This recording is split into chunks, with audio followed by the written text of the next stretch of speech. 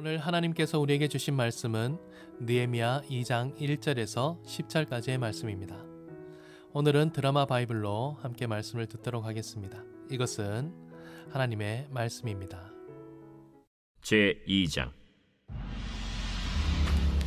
아닥사스다 왕 제20년 니산월에 왕 앞에 포도주가 있기로 내가 그 포도주를 왕에게 드렸는데,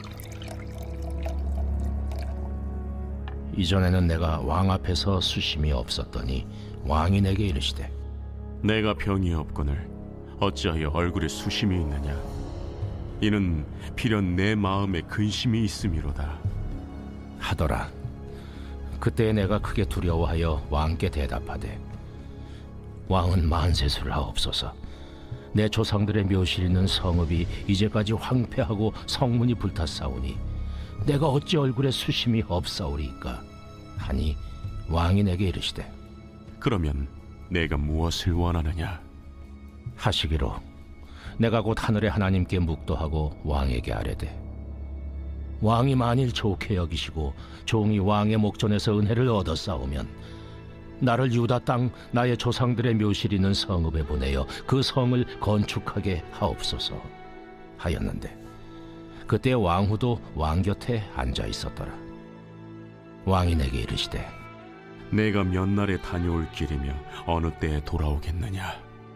하고 왕이 나를 보내기를 좋게 여기시기로 내가 기한을 정하고 내가 또 왕에게 아뢰되, 왕이 만일 좋게 여기시거든 강서쪽 총독들에게 내리시는 조서를 내게 주사 그들이 나를 용납하여 유다에 들어가기까지 통과하게 하시고, 또 왕의 삼림감독 아삽에게 조서를 내리사 그가 성전에 속한 영문의 문과 성곽과 내가 들어갈 집을 위하여 들보로 쓸 제목을 내게 주게 하옵소서 하매, 내 하나님의 선한 손이 나를 도우심으로 왕이 허락하고 군대 장관과 마병을 보내어 나와 함께하게 하시기로 내가 강 서쪽에 있는 총독들에게 이르러 왕의 조서를 전하였더니, 호론 사람 산발락과 종이었던 암몬 사람 도비아가 이스라엘 자손을 흥왕하게 하려는 사람이 왔다 함을 듣고 심히 근심하더라. 한 주간 평안하셨습니까? 오늘은 우리가 잘 아는 느헤미야 말씀입니다. 느헤미야는 예루살렘에서 돌아온 그 형제들의 증언을 들었습니다. 예루살렘의 지금 형편이 어떠한가? 그 이야기를 들었더니 성읍은 다 불타고 성문도 불타고 사람들은 비참하기 그지없는 그런 삶을 살고 있다는 소식을 전해 들었던 것입니다. 이 소식에 날마다 금식하며 슬퍼하며 하나님께 기도하였습니다. 그 시간이 계속 지나가면서 느헤미야의 그 근심과 슬픈 기색은 당시 왕이었던 아닥사스다 왕에게도 보여지게 되었죠. 그래서 아닥사스다 왕은 느헤미야에게 무슨 슬픈 일이 있느냐라고 질문을 하게 됩니다. 오늘 말씀은 이 아닥사스다 왕과 느헤미야의 이 이야기의 대화에 관한 내용입니다. 오늘 내용의 줄거리를 보면 그렇게 질문을 던진 아닥사스다의 질문에 이제 느헤미야가 대답을 하게 되었는데, 처음에 대답하기 전에 굉장히 두려워했습니다. 왜냐하면 이제 느헤미야가 할 이야기들은 자신의 원래 민족 또 자신의 나라가 다 망하여서 그 망한 모습이 슬프다. 그러니 이 나라를 다시 재건하고 싶다라는 말을 했어야 됐기 때문입니다. 포로인 나라가 자기 나라를 다시 강하게 만들겠다고 하는 것은 당대 왕들에게 좋게 들릴 이야기는 아니었죠. 그렇기 때문에 말을 잘못했다가는 이 왕의 분노를 사게 되고 또 예루살렘에 더 큰 충격과 피해가 가게 될 수도 있는 상황이었습니다. 그래서 느헤미야는 두려워하였지만 그래도 담대하게 왕에게 말하였습니다. 왕이여, 나의 고향과 우리 민족들이 피폐하게 살아가고 있고 또 성문과 모든 성읍이 다 불타버렸다고 하니 제가 어찌 슬프지 않을 수 있겠습니까? 라고 이야기를 했던 것입니다. 그때 왕의 대답은 참 긍정적이었습니다. 그러면 내가 너에게 무엇을 도와주면 좋겠느냐? 라고 물어봤던 것이죠. 이 왕의 질문에 느헤미야는 잠시 하나님께 묵도록 기도하였습니다. 그 짧은 순간 하나님과 대화를 하였던 것이죠. 그리고 다시 한번 또 담대히 말합니다. 왕이여, 허락하시거든 저를 보내주셔서 우리 나라를 다시 재건할 수 있도록 도와주십시오. 성읍을 다시 만들게 해주시고 성문을 다시 만들게 해주십시오. 거기에 필요한 사람들과 또 군사들과 그리고 필요한 물건들까지 함께 주십시오 라고 담대히 요청하였습니다. 왕은 어떻게 대답하였을까요?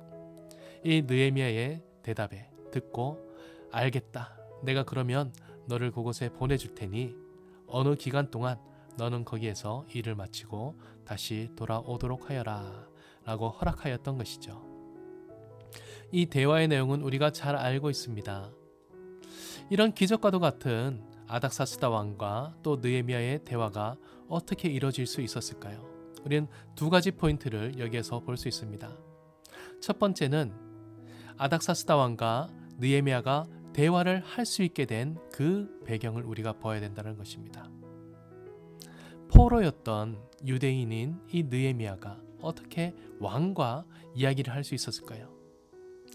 느헤미야는 포로였었지만 그럼에도 불구하고 열심히 자기 일에 충성을 다했던 것입니다. 항상 최선의 삶을 살아왔습니다. 정직하고 부지런한 삶을, 성실한 삶을 살아왔던 것이죠. 그런 그가 술 맡은 관원장의 자리까지 이르게 되었던 것입니다. 포로 신분으로 그 자리까지 올라간다는 것은 굉장히 어려웠다는 것을 우리가 짐작할 수 있죠. 그것이 왕과 느헤미야가 대화할 수 있었던 기본 배경이 되었던 것입니다. 느헤미야의 성실함.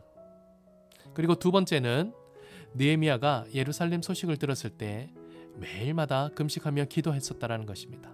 또한 아닥사스다 왕이 질문을 하였을 때 잠시 하나님께 묵도를 하였다라고 말하는 부분이 있죠. 그렇게 기도가 평소 습관이 되어 있었던 느헤미야였다라는 것입니다. 그래서 느헤미야는 자신의 삶에도 항상 충성되고 최선을 다하는 성실한 사람이었으며 또한 영적으로도 하나님께 항상 기도하는 기도의 사람이었던 것입니다. 이 두 가지가 만나게 되니 아닥사스다의 왕과 이 대화가 이렇게 은혜로운 결과로 풀어지게 되었던 것입니다. 하나님은 느헤미야를 사용하셨습니다.